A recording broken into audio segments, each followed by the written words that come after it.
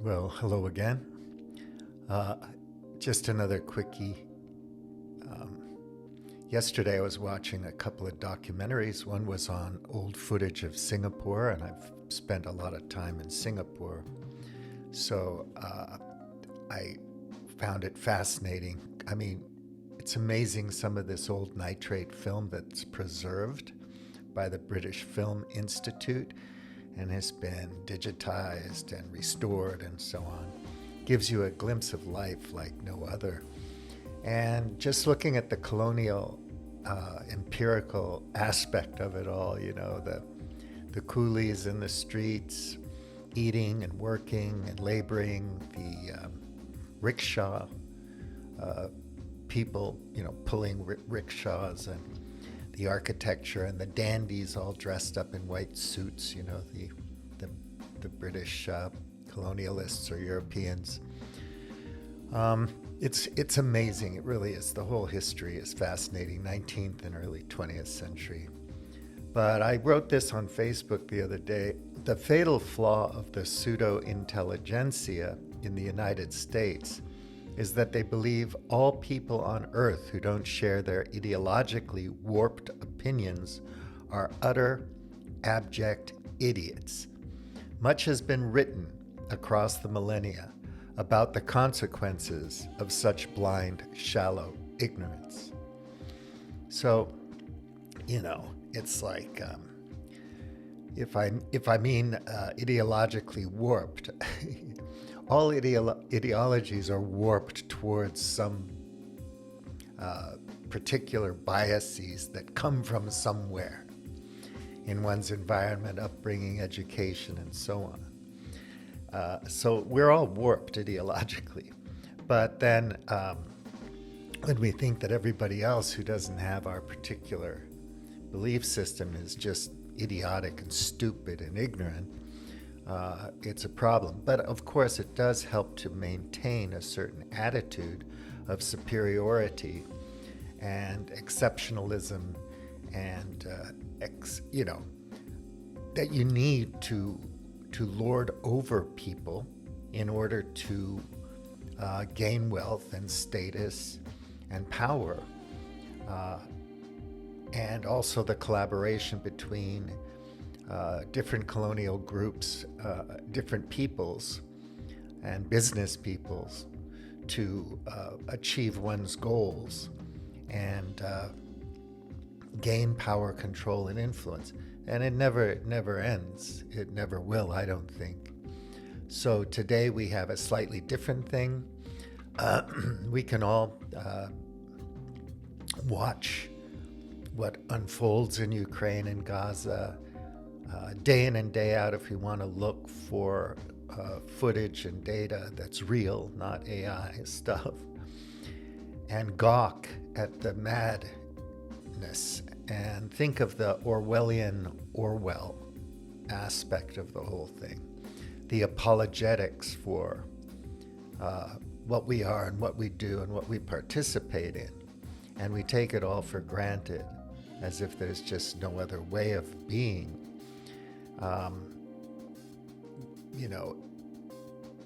It's different now, obviously, because we can look at digital images that are stored on SSD drives and servers all over the planet and watch the whole thing unfold day in and day out in a torrent of information that few of us can digest or make sense of.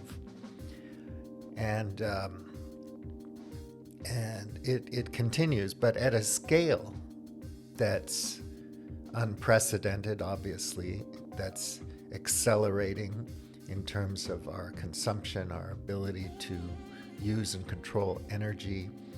Whether we get to a Dyson sphere, I don't know, but or to fusion or whatever. But just fission, nuclear power has the promise to give us all the energy we would ever need for hundreds and hundreds of years, maybe thousands and thousands of years, if we wanted to invest in it. And then what would we do with that energy? What would people who are in control and power want to do with that energy. Certainly they wouldn't just give it away. Somehow it would be, we would pay for it, the plebs and the proles. But you could have 10 billion people on the planet, and if you,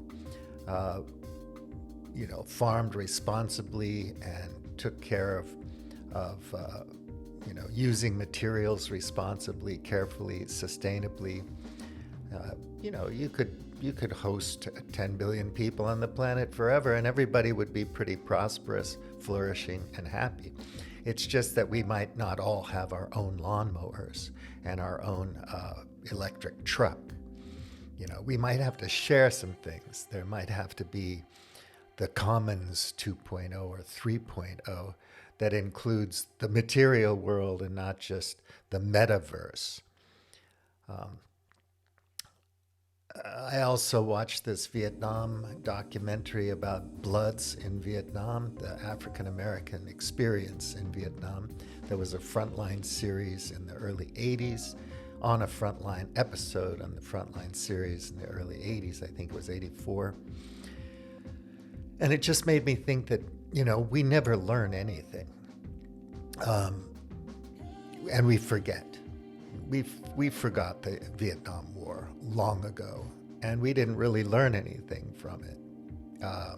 It's obvious to me, anyway. So you still have poor white and black and brown people, however you want to characterize it, European Americans, African Americans, and Latin Americans on the poor side, killing other poor people in other places around the world for no good reason, really, as if you're going to achieve anything. Even the colonial empires, you could see just from the trade that they were doing, how much prosperity they did bring to people and regions of the earth. But also they brought, destruction and disease and addiction.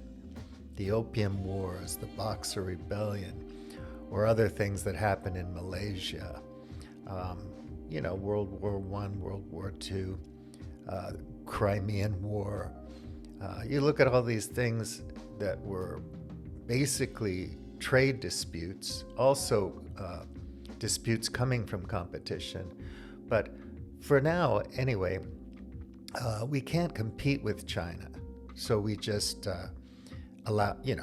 import fentanyl from China. We want to have our opium, and we want to have our guns, and we'll get them from wherever we can get them, and then we'll blame them for supplying it to us.